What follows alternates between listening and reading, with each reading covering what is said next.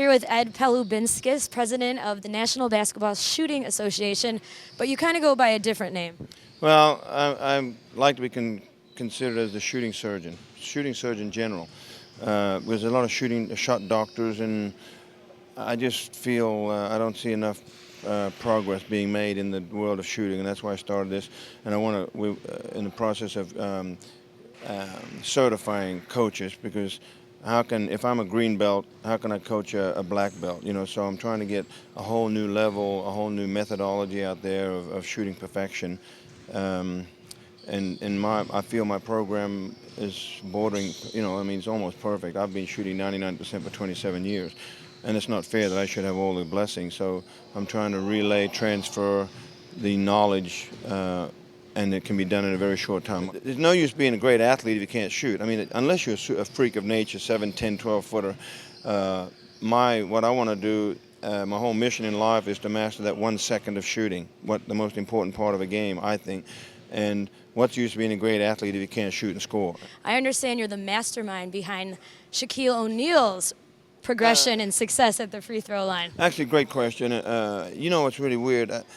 And the Lakers had Shaq, been in the business 10, 15 years, and he was at 38% at that time. They had Magic Johnson, Phil Jackson, Bill Sharman, Jerry West. They had all this in the biggest franchise in basketball, and Shaq was still. I couldn't understand, what is the deal? How come they've got access to the most highly sophisticated, supposedly, and he was still at 38. I said, is he that bad? Or so I said, I wrote to his agent, and one thing led to another, and 6 months later, that's a great story in itself. But I said, okay, come on, let's work on that.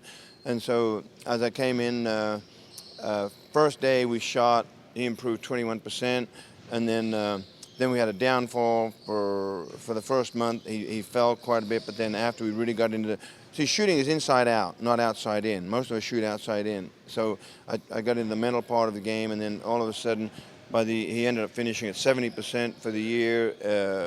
In the playoffs, he was shooting in the 80s. Of course, we got an NBA championship ring together, and then no one ever talked about Hacker Shack anymore. So, and no one knows this, but in 1991, I was also the volunteer shooting coach with LSU, and Shaq was.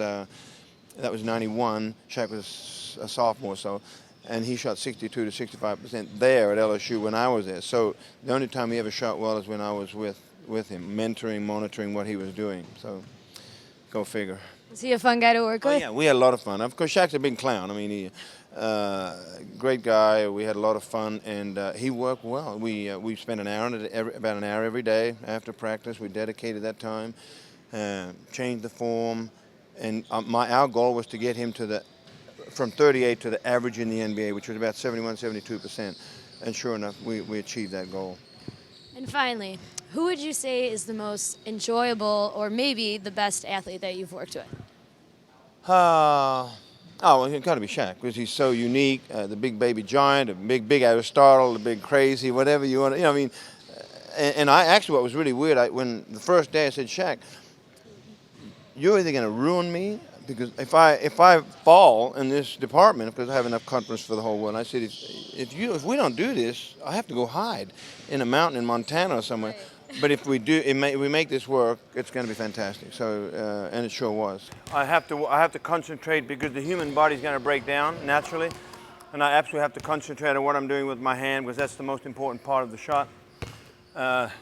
If that breaks down, then my shot breaks down. So it's really crucial. And believe it or not, every shot that I shoot the rest of my life, I actually have to concentrate on that shot, because if there's no thought, most people don't think, they hope of making the basket. And when that's the case, that means they're not focusing on any, because unless they've got perfect mechanics, which very, very few people that I know in the world do, because their results aren't perfect.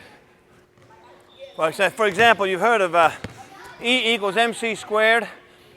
That's not energy equals mass times speed of light squared, like Einstein said. It's efficiency times mind concentration squared. That's my philosophy on great shooting.